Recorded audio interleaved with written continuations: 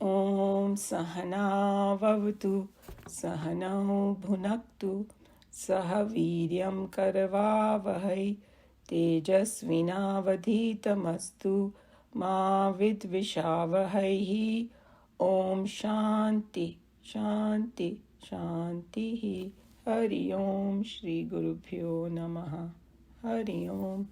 Vasudeva Sutam Devam Kamsa Chanuramardanam Devaki Paramanandam Krishnam Vande Jagadgurum. Krishnam Vande Jagadgurum.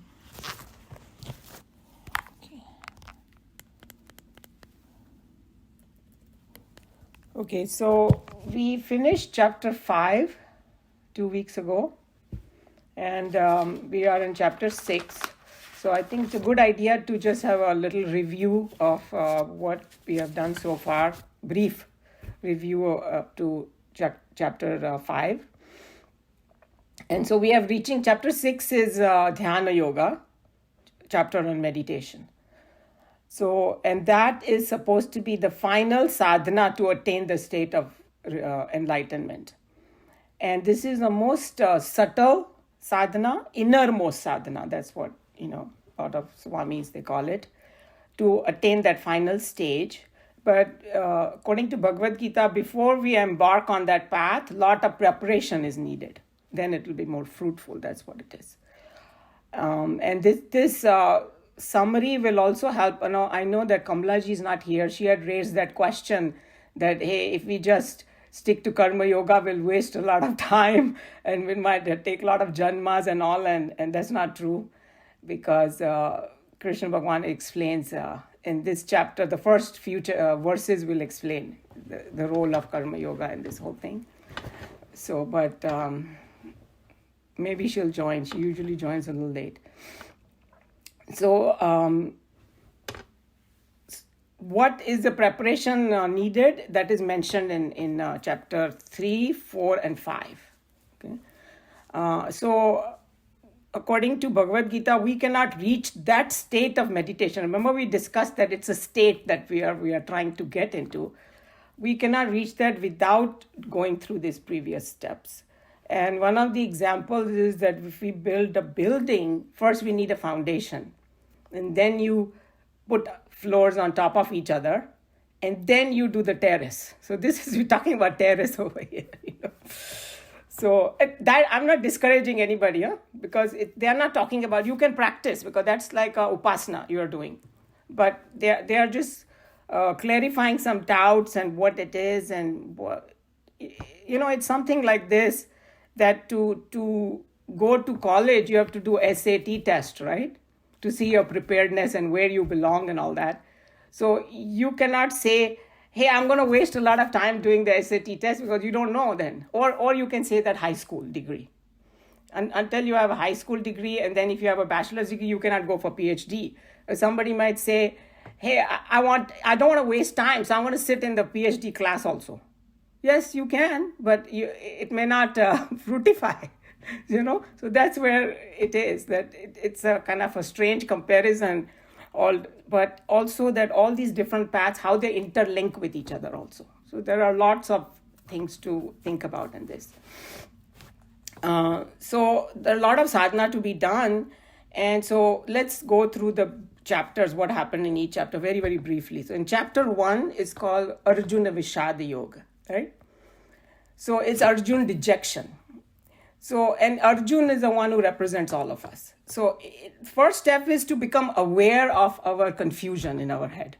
Okay, and become aware of our limitation and bondage and sorrow and all that. So that is what it is like. I feel so confined in this body, and it's called a kind of experiencing a spiritual sorrow, to speak. Pain and confusion and all. So that's what happened.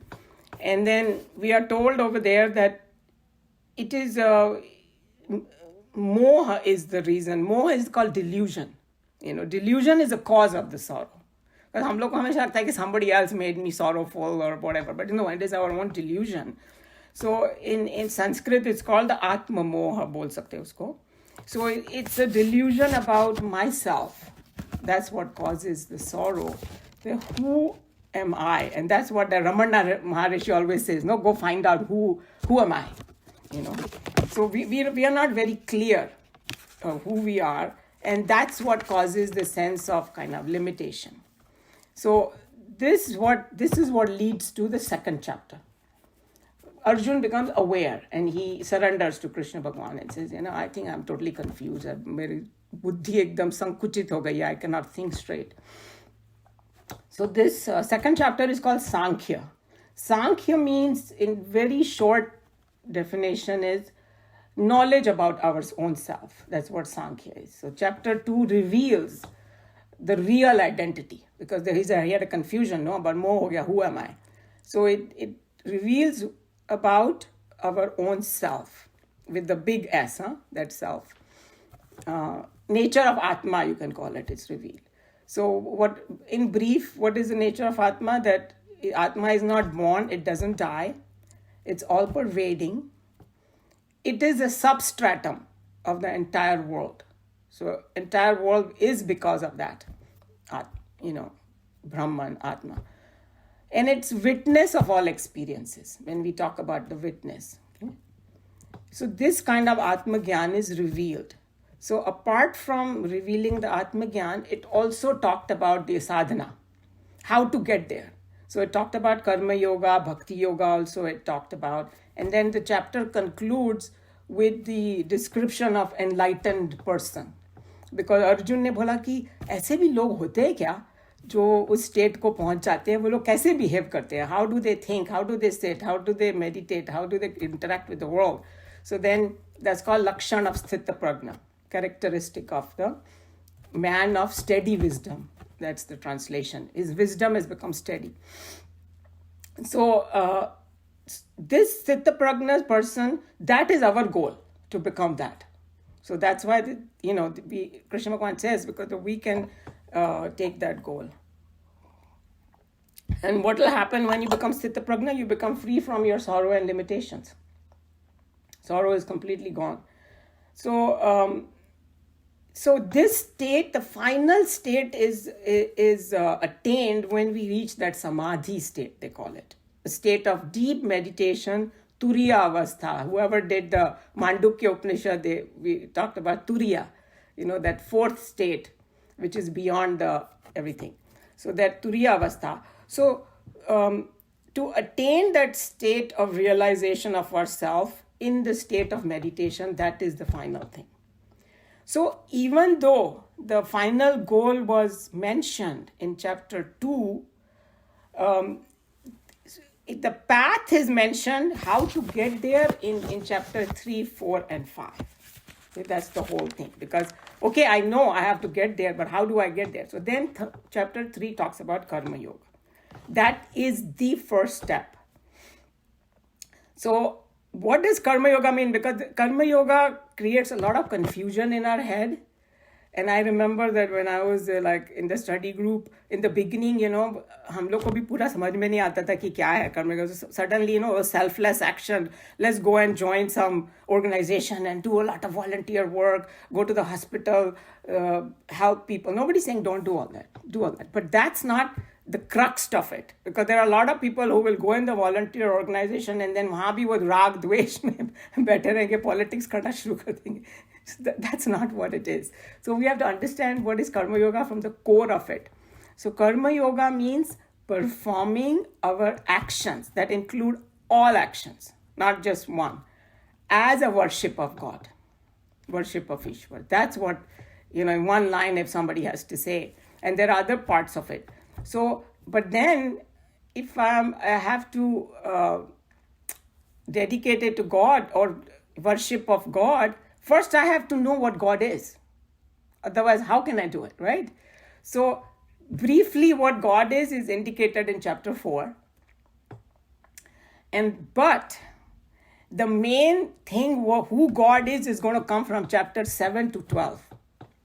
So अभी हमने ये भी पूरा सिखाने, according to Bhagavad Gita, staying within the boundaries of Bhagavad Gita, because Krishna Bhagavan is going to say, that to meditate upon self, but to understand that self, the next 6 chapters are going to be there, from 7 to 12.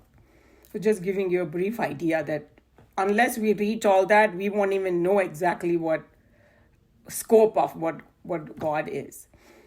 So briefly again, the Karma Yoga is, it's kind of seva of Ishwar, you can call it. Sevak of God, you can call it. And that means whatever result you get, you take it as a prasad. That's another side of Karma Yoga, which is very, very, very important, because we cannot have an idea of fixed result. वो नहीं मिला तो मैं दुखी हो जाऊंगी. No.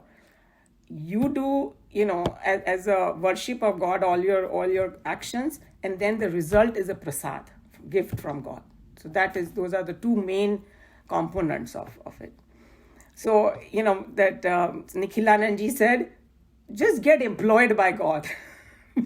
God ka kaam karna shuru kar do. And he's saying that he reminded us that, Swami Chinmayanandji, whenever he used to write a letter to somebody, at the end, he will always say, in the service of Lord.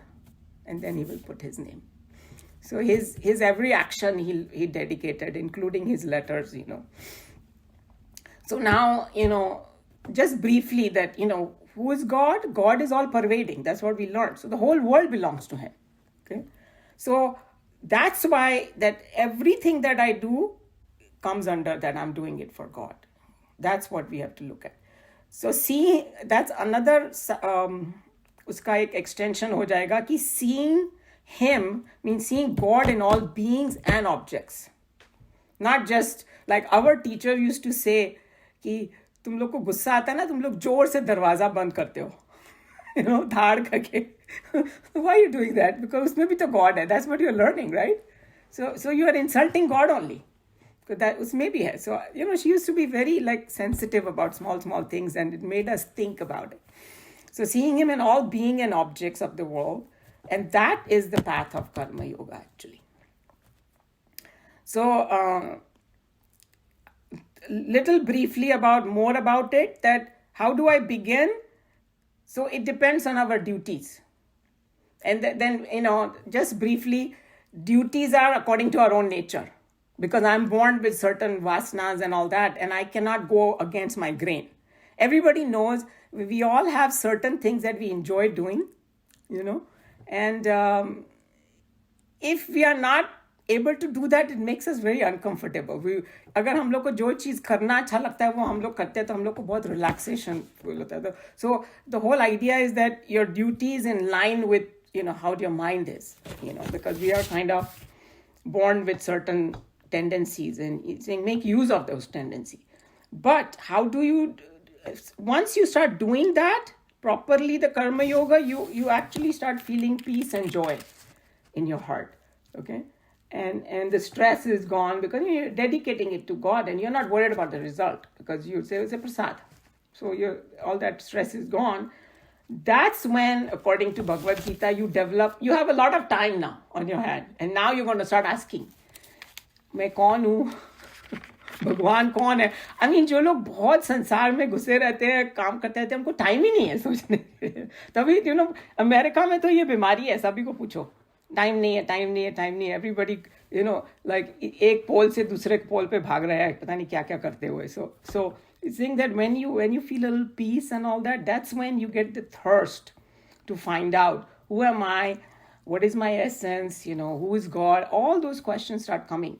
So according to Bhagavad Gita, Karma Yoga itself will lead you to the path of knowledge, slide you into it.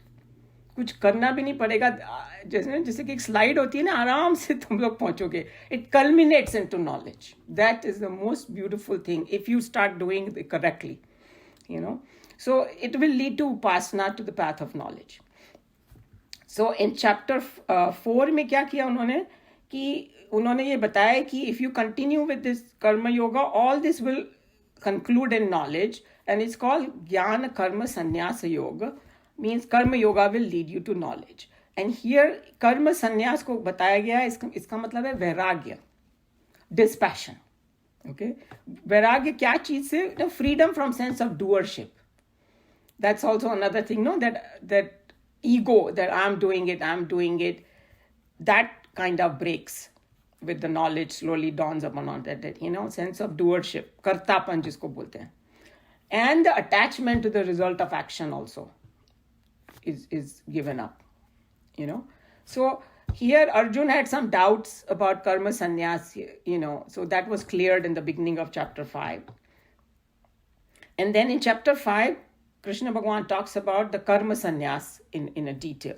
Okay? So because he says that once I start understanding intellectually who am I, theoretically also if I start understanding, I will start becoming free from all attachments, which is a culprit of all the problems. So I will start understanding that I am not the doer, because more deeply we understand who we are, we will, that knowledge will keep dawning upon us that, hey, also everything has happened in Prakriti and I'm not Prakriti, I am that Brahman, like that. But just this understanding doesn't lead to that final enlightenment they talk about in Bhagavad Gita, okay? That's where you need one more step, and that is the Dhyana Yoga. Okay? So at the conclusion of chapter 5, if you remember, Bhagwan touched upon what is meditation. He gave a brief summary of it before going into the chapter 6. So basically he said, keeping all the sense stimuli outside and focusing your attention on the self.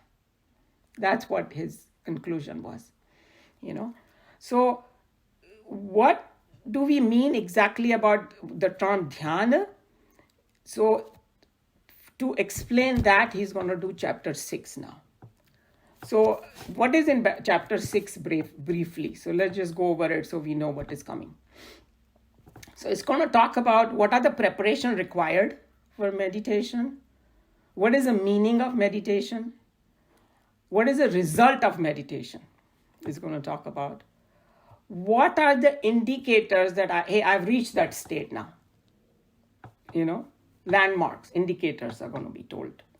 And also the vision of the person who has reached that state. How does he see the universe, the whole world, himself, and everything around him? How he looks at the world, that's what is going to be revealed. And also in this chapter, Arjuna had a couple of doubts, just like we also do. And one of the famous doubts, that hey, my mind is so... He uses the word, in Sanskrit, he uses the word chanchal, pramathi, balvat, dridam, and if you want to translate into English, restless, turbulent, strong, unyielding, sunne ko tayar nahi hai. Like a spoiled child doesn't want to listen to me. And then Krishna Bhagavan is going to tell him, the remedy. And some of you who already read Bhagavad Gita know that it's abhyas and vairagya he's going to talk about and all. So that doubt he clears. And then he's going to have one more doubt, a very major one, that, hey, I'm going on this path, and what if I kick the bucket? I die, I leave my body without reaching that state. To mera kya hoga? Will I just waste all my efforts? Wo bhi Bhagwan answer karenge, is chapter mein. So this is what is coming in this chapter. And that Nikhilanand ji from Delhi, he was saying that meditation इतना popular हो गया अभी दुनिया में, तो लोग आते हैं मेरे पास, स्वामी जी मेडिटेशन करवाओ. So he's saying that people have all kind of ideas and all that. But he was just talking about so many definitions are floating around, right, in the world about what is meditation, confusion. He's saying understanding, misunderstanding, sab chal raha hai. But here in chapter 6 there's a praman directly from mouth of Lord Krishna. Okay, what Bhagwan is saying is that is true meditation. फिर जो भी गीता में जिनको भी श्रद्धा है, so he's saying that Bhagwan made it very clear that we have to meditate upon our own self. Okay, that's what it is. Because he's saying that in the word is dhyana yoga in Sanskrit, right? So अगर ध्यान का translation करेंगे हम लोग focusing on something, right? And बोलते हैं ना हम लोग हिंदी में ध्यान से करो ये काम, So जब different meditation techniques लोग करते हैं तो वो क्या करते हैं कि वो लोग they are actually doing different type of upasana. That's what it comes under. So he's saying that you're focusing your attention on what?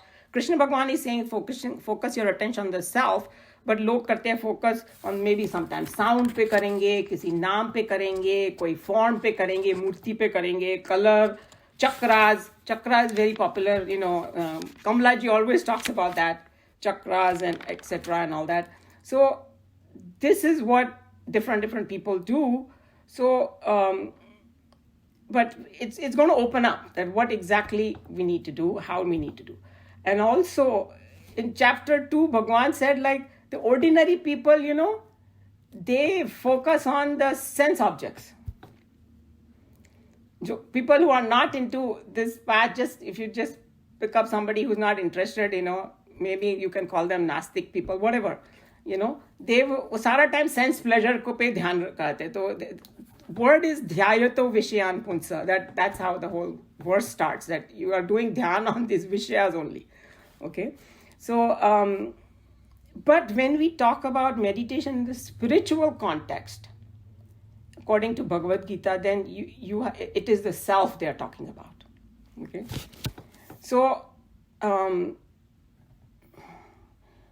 without understanding or gaining the knowledge of the self, true meditation is not going to be possible. The Krishna style meditation that he's talking about is not going to be possible unless we understand what the self is. So that's why he went through these different chapters and explain the initial stages, and then we can now go into chapter 6, what he's talking about it. Any comment or question on the summary up to now? Yeah, Umanji, you said na that why do we shut the door? जोर से दरवाजे क्यों बंद करते हैं? तो उस पे याद आया कि भाई देखो, हल्के से करो तो वो आवाज नहीं करता है, अगर जोर से करो तो even he hurts. Yes, he tells you back कि मेरे को hurt हो रहा है. True, that's such a. That is why they say जड़ चेतन में मैं ही हूँ. बोलते ना, ग्लास भी अगर धीरे से रखो तो it doesn't make noise. Right. And if you keep it, throw it, तो it makes noise. Very good तो point. means even he hurts, उसको भी hurt होता है अगर जोर से करते हैं. तो that is also समझाता है कि जड़ चेतन में मैं ही हूँ. Yeah, very good. Yes, true. Yeah. When they say meditate, they also say concentrate on your breath coming in and coming out. Isn't that concentrating on yourself? See, when they talk about, those are all the techniques to quieten the mind, because the first step of meditation is concentration. So those are the early preparations. So it's like you want to go to the mountain top, right? So these are the steps to go reach there. And there could be different steps depending on your own nature. That's why there are so many different techniques. So first idea is to get, he's saying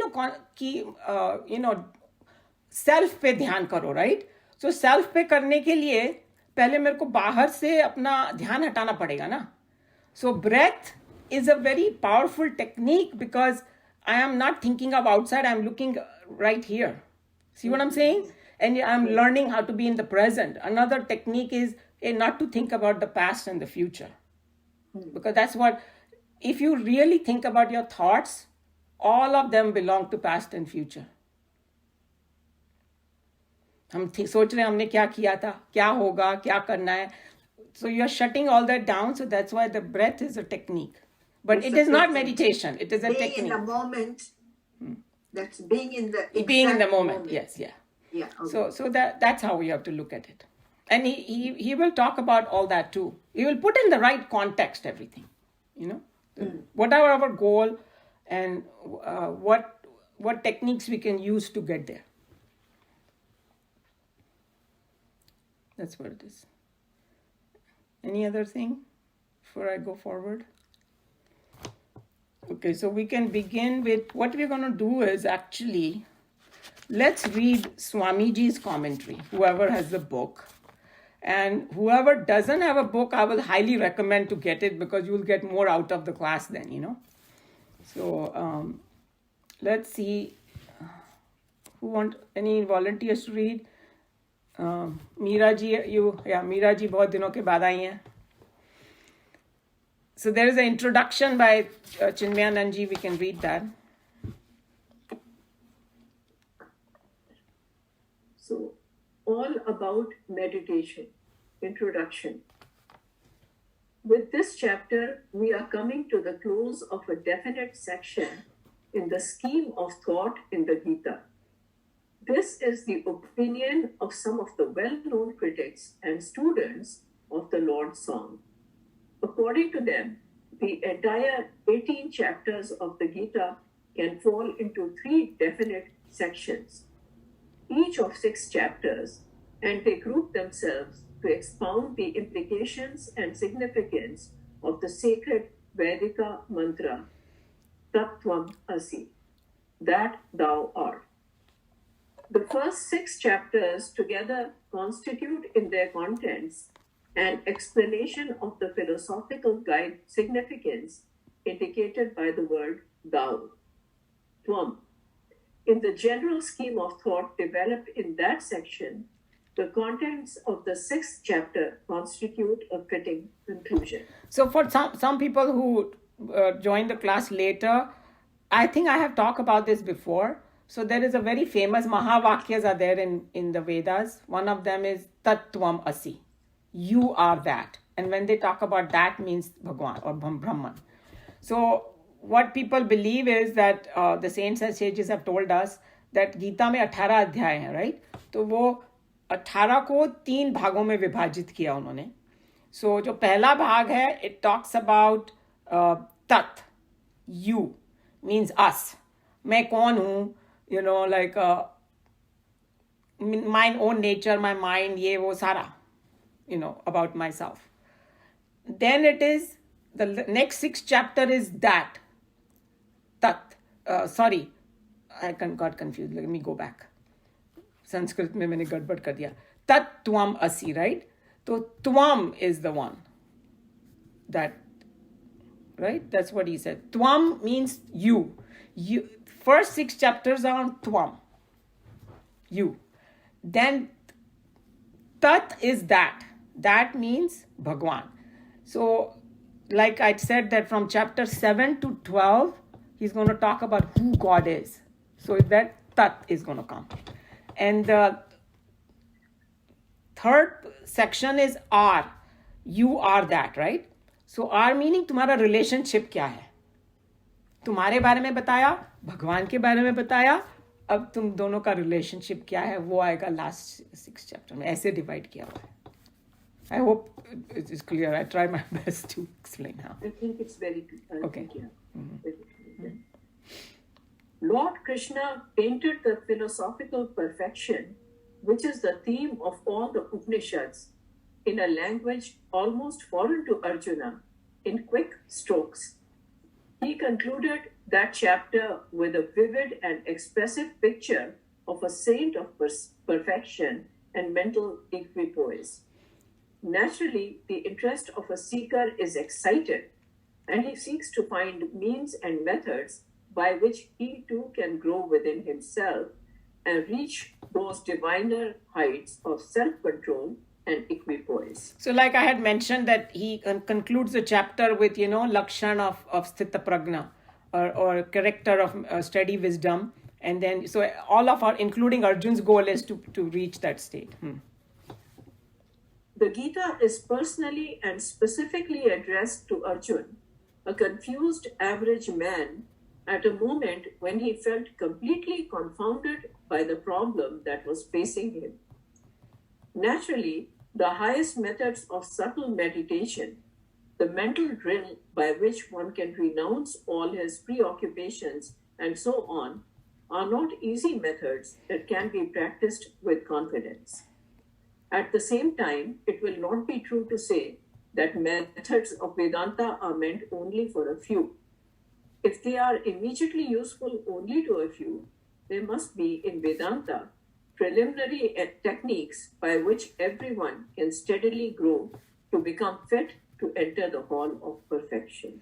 So basically here he's saying that on one hand, the highest method is a subtle meditation, of course, because this is he calls it the mental drill, by which we can renounce all the preoccupations. जो हमारे mind में, चलता रहता है preoccupation, we can get over. But he's saying that this method is not easily available to everybody. And when we sit down, we know, like our teacher used to always say, जैसे ही meditation में बैठो, to-do list ही पहले याद आती है, right? So it's not that easy to do, And so, but what Swamiji is saying, that Vedanta में सबके लिए जगह है, जहाँ तुम हो तुम वहाँ start कर सकते हो, सारे techniques बताए हुए हैं, And as we go through Bhagavad Gita, you will say, Krishna Bhagwan will give so many different things. अच्छा तू ये नहीं कर सकता तो ये कर, ये नहीं कर सकता तो ये कर. He's going to keep coming, to different levels. So that's what he's saying, that it is so preliminary techniques are given. अगर मेरा बहुत मन अशांत है, वासना से भरा हुआ है और confusion से भरा हुआ है, तो भी मैं start कर सकती हूँ. वो बताया गया है कि भाई कैसे start करना. That there are graded lessons for one's spiritual unfoldment is not really understood by the modern lip Vedantins. It is this general ignorance that has brought about the misconception in Hinduism that the study of the Vedas is the guarded preserve of some rare ones. And Vedanta would have been an incomplete science if it did not contain Upasana methods for purifying the student's inner equipment. So I think all of you know about this historical fact. ना एक time पे वो वेदों का अध्ययन खाली पंडित वगैरह करते थे. It was not available to the general public at all because ये लोग को समझ में नहीं आएगा, ये है वो है. And so he's saying that there are graded lessons in there. सभी के लिए room है कि to begin. That's what Chinmayananji is telling, and he's saying that it would not be a complete science if it does not contain upasana methods. So what all the techniques that we are trying actually to reach that state, meditative state, is undercomes our upasana actually. Krishna, as a true teacher, understood Arjun's mental debilities and intellectual incompetence at that particular moment. Hence, he did not start right away upon the arduous lines of pure meditation and clear, detached thinking. In order to bring him to the level of perfection, various lower methods of self-integration had to be prescribed in the treatment of Arjuna. Thus, we have an exhaustively scientific treatment of the Karma Yoga, the path of action. So see how he's talking about that. He didn't right away told him the previous, pure meditation and detached thinking, because जब हमारे मन में सारा इतना कूड़ा कचरा भरा हुआ है, so first उसको साफ करना पड़ेगा. So like, and the other example everybody has heard that कि बोलते हैं ना कि दूध को जिस पात्र में रखना होता है पहले उसको साफ करना पड़ता है. अगर हम गंदे पात्र में रखेंगे फट जाएगा दूध. So अगर हम लोग pure meditation पहले से without preparing our mind we do, तो गलत knowledge dawn हो जाएगी हमारे पास. There are all those risks are there. So continuously we gotta clean up our patra for our head, and that you do it through Karma Yoga. So whatever he's saying for Arjun is actually meant for people like us. Yes. So that's why he picked up Arjun. Go through those steps before we can reach that level. Yeah. So we can definitely keep doing our upasana, but we have to have a proper understanding that all the upasanas that we are doing is to get the purity of mind. Jitna mind pure hota jayega. It's like, another example is like a plane taking off, right? It has to reach a certain state to take off. And if you don't reach that state, it's not going to take off. It will still be on the ground. So what in the more we keep cleaning our mind through all these upasanas, then we will reach that final state that they are talking about.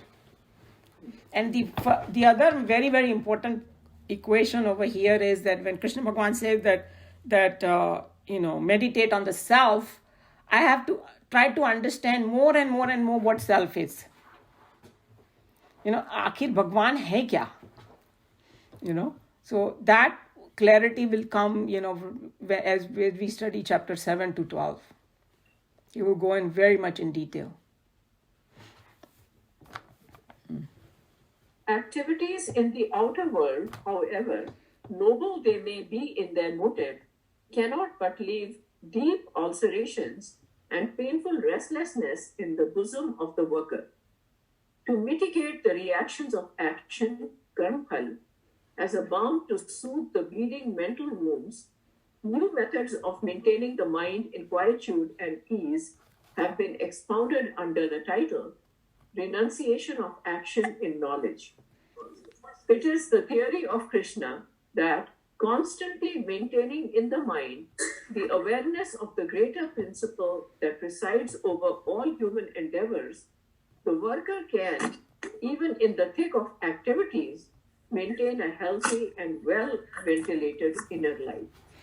So here he's telling you in his own words. Swamiji's language is a little bit difficult, so I'm sure Meera ji, she is a master of English language. She probably can understand much easier. But for some of us, it takes time to get used to his language. But basically, what he's saying that whenever we work in the world, काम करने से negativities, it's like a part of it, right? राग द्वेष ये वो और बोलते कि जैसे कि आग जलती है तो धुआं होगा ही होगा, सो ये सब नेगेटिविटी आती है काम करने से. सो उसकी रेमेडी बताई है कि by constantly maintaining in the mind the awareness of the greater principle. So we are learning now who God is. By maintaining that, the worker can keep, in his Swamiji's language, maintain a healthy and well-ventilated inner life. Well-ventilated, we need this well-ventilated. नहीं तो अगर हम लोग का राग द्वेष वहीं ठहर गया ना हमारे दिमाग में, तो फिर हम लोग नहीं कर पाएंगे, ना मेडिटेट कर पाएंगे, ना आगे बढ़ पाएंगे स्पिरिचुअलिटी में. So it's a constant cleaning, house cleaning over there. That's what he's talking about. Yeah. Naturally, the limited intellect of Arjun got extremely confused, since the teacher argued in the beginning for action and at the conclusion for the renunciation of action. Therefore, the way of renunciation as explained earlier and the technique of guaranteeing immunity to our mind from reactions, even while it is engaged in activity, is also explained. The yagna spirit, the spirit of self-dedicated activity for the benefit of the larger majority and not for any self-arrogating profit, is the antiseptic that Krishna prescribes for a mind and intellect that are to work in the world. In chapter 4, an unavoidable treatment is prescribed for curing the mind of its own box of painful impressions of the past, vasanas.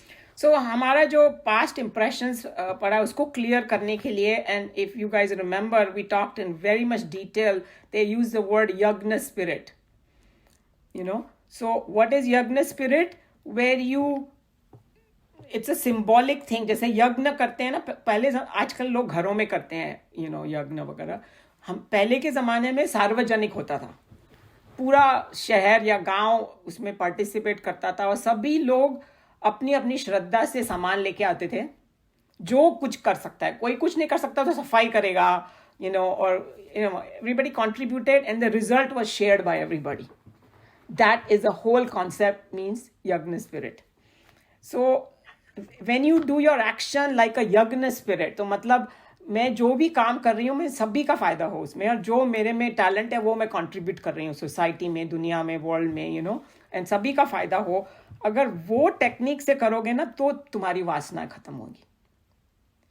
That's the whole he saying that. So Arjun को थोड़ा confusion हुआ कि पहले उन्होंने कहा कि काम करो, फिर बोला कर्म संन्यास, तो उसको लगा कि काम छोड़ दो, ऐसा बोल रहे. नहीं, उसका अटैचमेंट छोड़ दो. और आप देखोगे कि जब हम लोग कोई सार्वजनिक चीज़ के लिए काम करते हैं ना, तो हमारा अटैचमेंट वैसे नहीं होता है.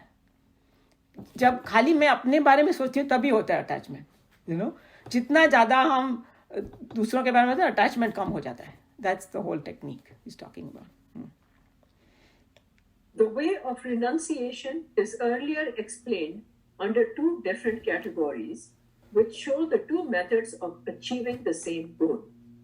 Renunciation of A, our sense of agency in activities, and B, our unintelligent anxieties arising out of our thoughtless preoccupations with the fruits of our actions.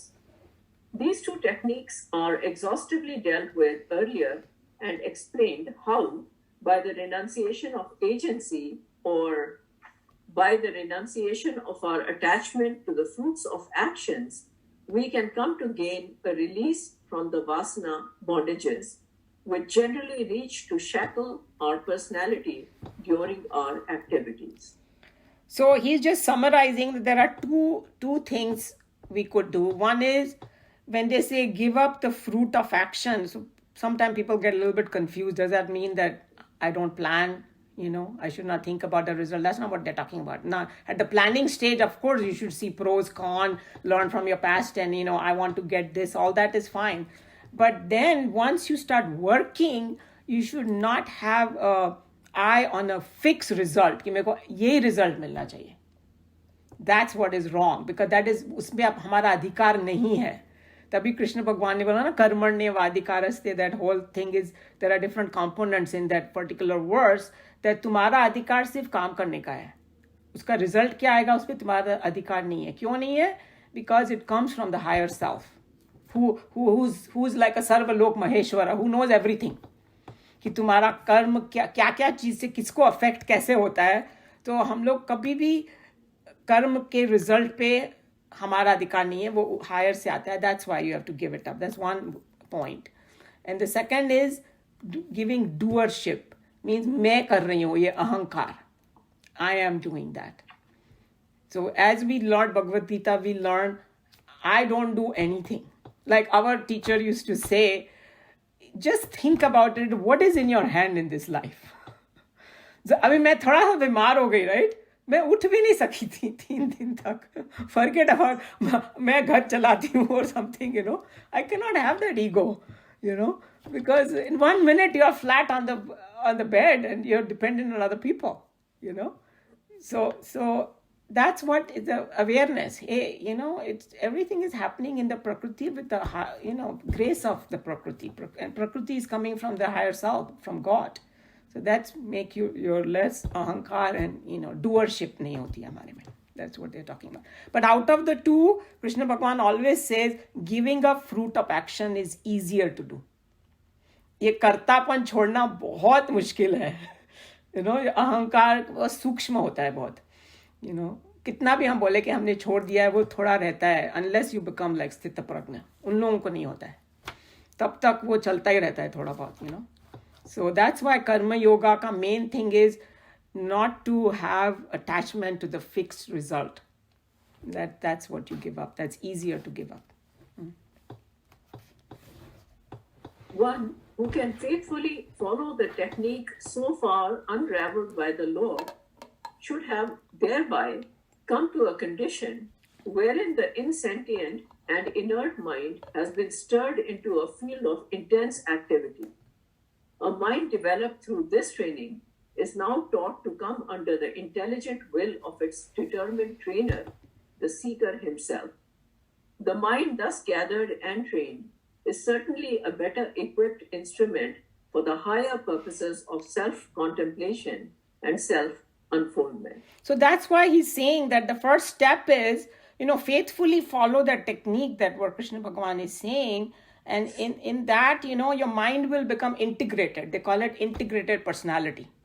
Your body, mind, and intellect are all in one line. उनमें कोई conflict नहीं है. And then that's why there are some people in this world, सभी के पास 24 घंटे होते हैं, right?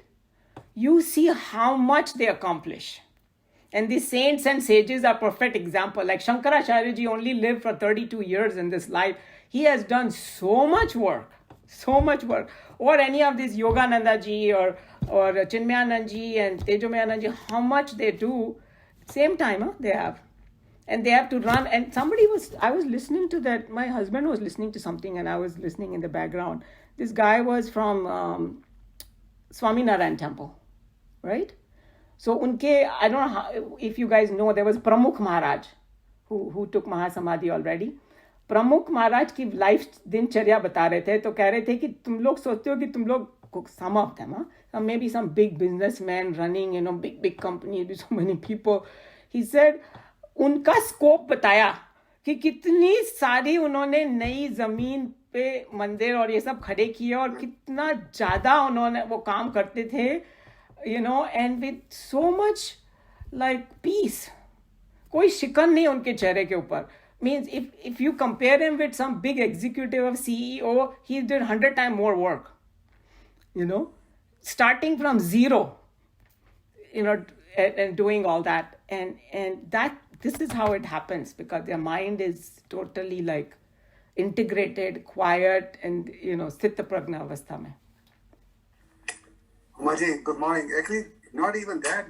They would not be swayed by like Modi ji came or anybody came. It's like they just came like regular people.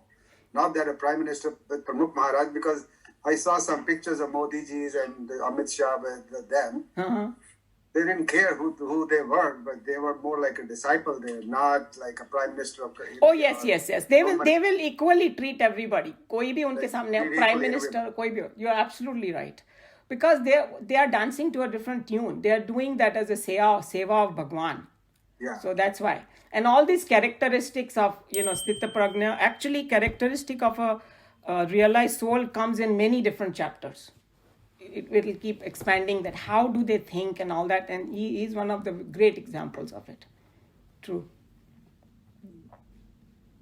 How this is done through the famous technique of meditation is, in a nutshell, the theme of the 6th chapter.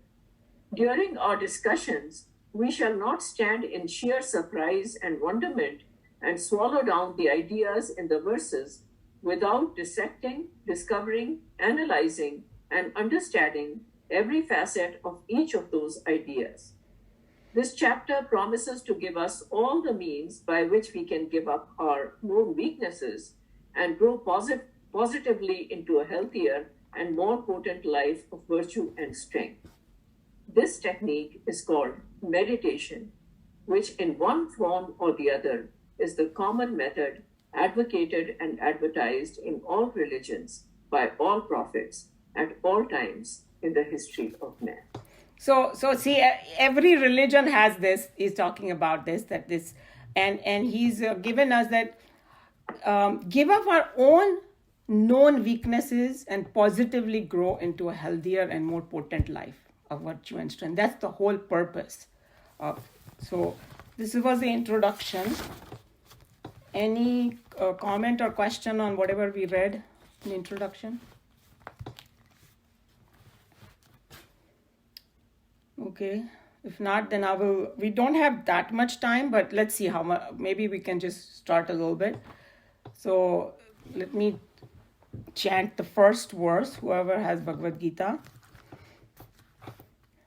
Om Shri Paramatmane Namaha Atha Shashtodhyayah Shri Bhagavan Uvacha Anashrita Karma Phalam Karyam Karma Karoti Yah Sasanyasi Cha Yogi Cha Na Niragren Na Chakriyah. Anashrita is not depending. On what? Karma phalam, fruit of action. Karyam, bounden, means karyam उसको बोलते हैं जो हमारा duty होती है life में, उसको बोलते हैं karyam. Karma and duties, both karyam karma, actually that word go together. Karyam karma. Obligatory duty, bounden duties they are called, जो हमको करनी होती है. Karoti is perform, yaha is who, saha is he, sannyasi.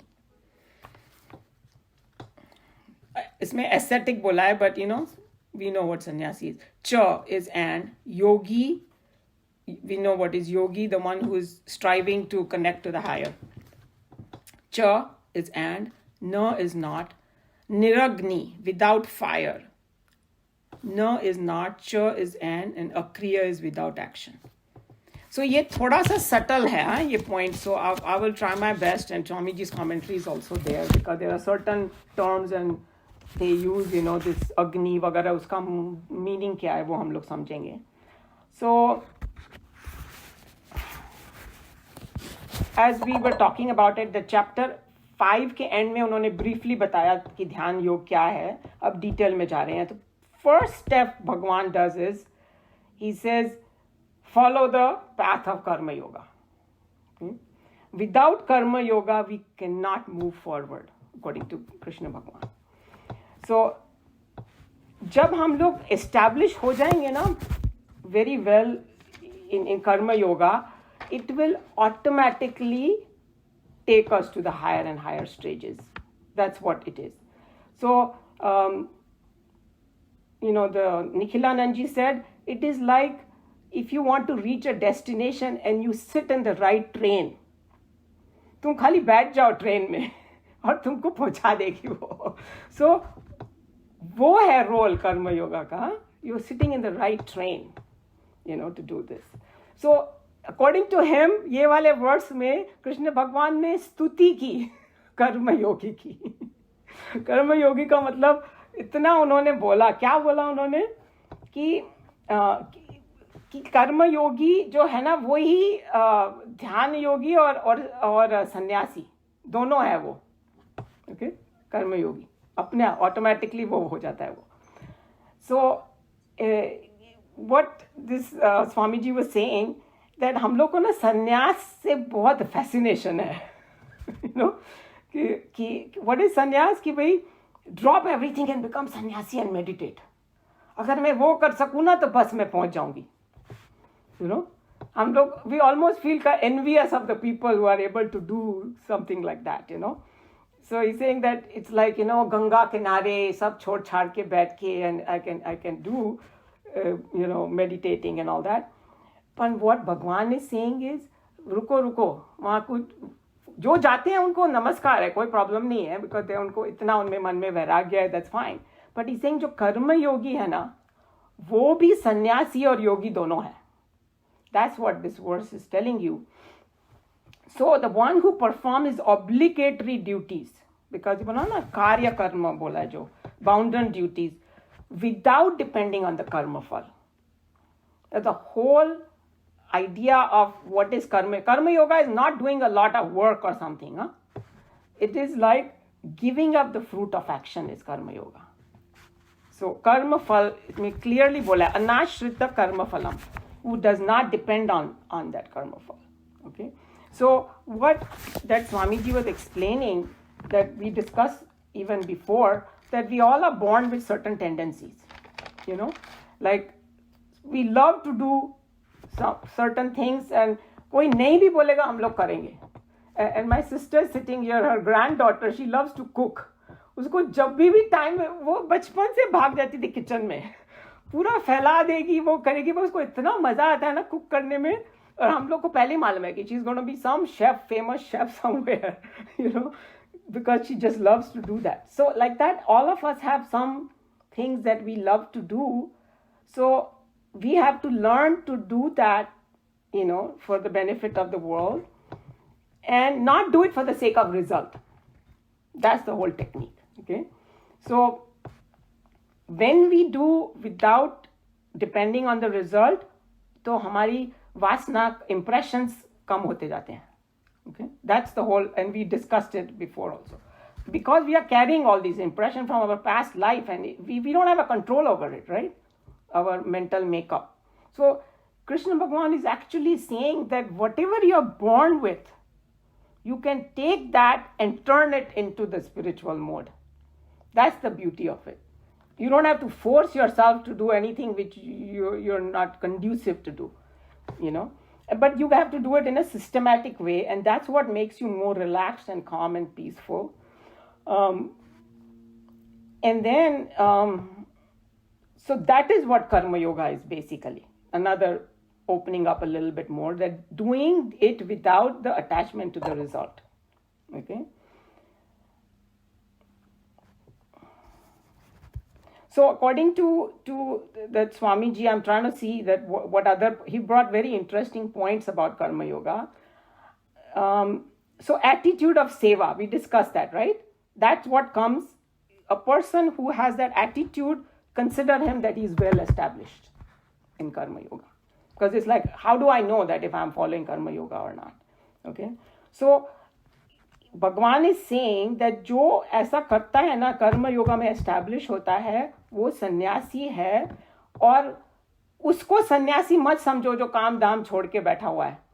Okay, like there is a tradition, you know, in our India, which is a very beautiful tradition, nothing wrong with it, that वो लोग जो लोग सन्यास ले लेते हैं ना, वो लोग फिर घर गृहस्थी को छोड़ देते हैं. वो लोग, उनका कोई ऑब्लिगेशन नहीं रह जाता है कुछ करने के लिए, राइट? सो जो गृहस्थ आश्रम में होता है ना, दे यूज फायर, कुकिंग के लिए हम लोग फायर यूज करते हैं, या कोई कामना पूर्ति के लिए वी डू द यज्ञास एंड ऑल, कर्म कांड जिसको बोलते हैं ना, कि मेरे my good desires, you know, मेरे को स्वर्ग मिले, मेरे को ये मिले, वो मिले, whatever my desires are there, so I use the agni. तो इसमें बोला है कि विदाउट फायर, उस मीन्स उस अग्नि को उन्होंने रेफर किया है कि जो हाउस होल्डर्स लोग यूज करते हैं, लेकिन जो सन्यासी होता है ना, वो अग्नि को छोड़ देता है. वो in fact he was telling us, you know, the Swami from Delhi was telling us that जो सन्यास ले लेते हैं वो लोग अपना कर्म कांड भी कर लेते हैं, right? We have heard about that, कि you do as though you died without putting your body in the fire. You know, symbolically they do अग्नि संस्कार भी कर देते हैं, because it's like मेरा नया जन्म हो रहा है. That whole tradition is there of sannyas. So what Krishna भगवान is saying कि तुमको सन्यासी बनने के लिए जरूरी नहीं है अग्नि छोड़ना. That's what it means over here. So no, it's a little subtle language. जो तुम कर्म योगी, अगर एक अच्छे कर्म योगी बन गए तो तुम ऑलरेडी सन्यासी हो. उन्होंने डिफरेंट डेफिनेशन दिया सन्यासी का, सन्यास का. ओके, सो ध्यान योगी किसको बोलते हैं? The person who follows the path of meditation. तो उसका मेन पर्पस क्या होता है? He is trying to quieten his mind. Okay, and that is the most important step in meditation, right? When we are sitting, we are trying to remove the sansar from our head. we are shutting down our indriyas, and we are trying to become quiet. So what Krishna Bhagwan is saying, that the person who is a true karma yogi, he has renounced the attachment, right, to the result of action. That's why his mind is becoming quiet anyway. अगर हमने वो एक कर्म फल का त्याग कर दिया ना, माइंड शांत हो जाता है. We are not worried about the result because we're looking as a prasad come from God, right? So then you see how the meditator also is trying to reach that state, और ये कर्म योगी automatically वो state में पहुंच रहा है, because his mind is becoming quiet. He's not disturbed by his doing his action. So that's why, you know, because we're trying to see why did he say that, you know, that karma yogi is a dhyana yogi as well as sannyasi together. So sign of a yogi is the one who has a quietude of mind. So what Krishna Bhagwan is saying, he's praising, like I said, that karma yogi, and it is also telling us that before embarking on this journey of meditation, we need to get very well established in it. Then it will become fruitful. And then just to remind again that karma yoga does not mean doing a lot of work, but it means that, or it also does not mean that I'm getting attached to some action, because some people workaholic ban jate hain and they think that I'm a karma yogi. So that's not it, because there has to be clear distinction what they are trying to say.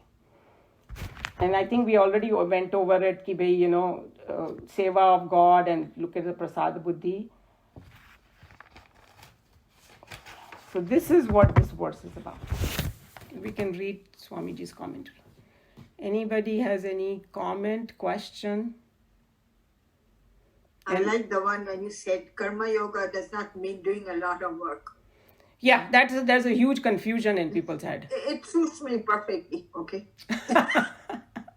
See, that's why you have to, Shireen, you have to take it in the right context. When your mind becomes quiet, you will accomplish a lot of things, but you will not feel the stress. Right. That's so true. Yes. So that's a true karma yogi is not going to be like stressful. Somebody was saying like Swamiji ko koi bolta tha, oh Swamiji, I need to go on vacation. He's saying, kyun? Because if you're enjoying what you're doing, why you need vacation? Have you ever seen a Swami saying, hey, I you know what? I'm so tired of my work. I want to go and sit on whatever, in a 5-star hotel or maybe near the beach or whatever people do different things. Because for them, every moment is a great moment, That is why people who don't have peace of mind go on frequent vacations. It's not working. And the problem in today's vacation is what? When you come back, you feel so exhausted. And all the work piles up and kisi ne bola ki, my son was telling me, Mom, I came back from my vacation and I'm so exhausted, I need another one. और वहाँ भी वो सब चालू रहता है जो हम लोग करने के लिए गए वहाँ होता नहीं आधे टाइम वेकेशन पे कुछ अदर डिफरेंट प्रॉब्लम फैमिली के साथ जाओ तो सबके नखरे ही चालू हो जाते हैं किसी को यहाँ जाना है किसी को वहाँ जाना है Not only that, if you don't give up your iPhone or iPad, you are not on vacation at all. Like you could be sitting at a different place away from your house, but you are overexerting yourself with all the catching up with emails and this and that. So if you are working, then it's like you're working on it from a different location. Yeah, and like people who love their work, they are such a different kind of people. Like I remember there was one homeopathic doctor who was very very famous. उसको देखने अभी वो he's no more in this world. उसको देखने के लिए लंबी line लगती थी. Like I've heard कि कलकत्ता में ना फ्री में दवाई देता था कुछ 2-3 दिन तक लोग लगाते थे. तो he happened to come to our house and I was like maybe I shouldn't ask him because like he must be so tired of his work. फिर भी मेरे को कुछ उसको मेडिकल क्वेश्चन पूछना था. मैंने डरते उसको पूछा.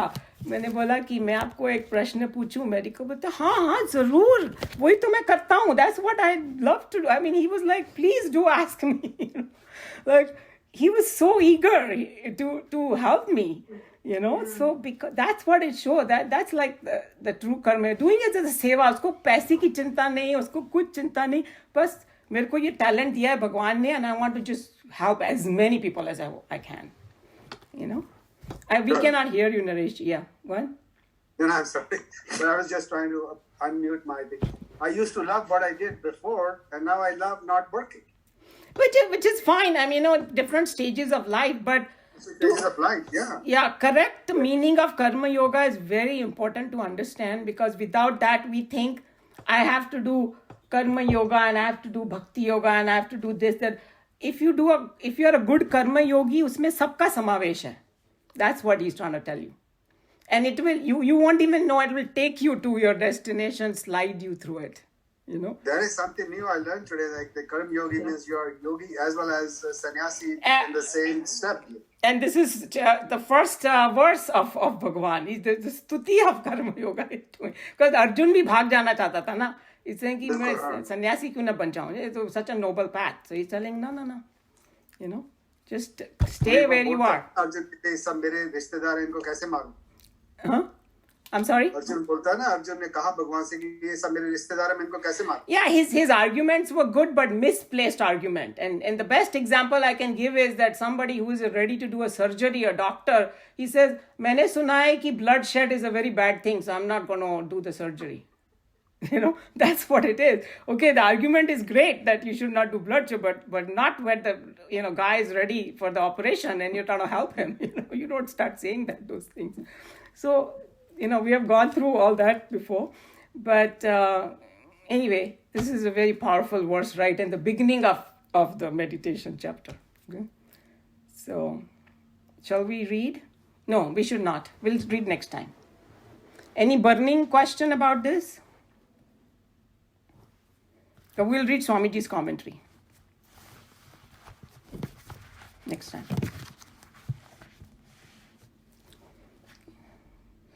So I'll close Bhagavad Gita here.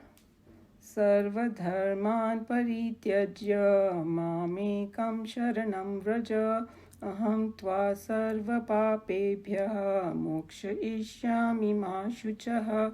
Hari Om Shri Gurubhyo Namaha. Hari Om.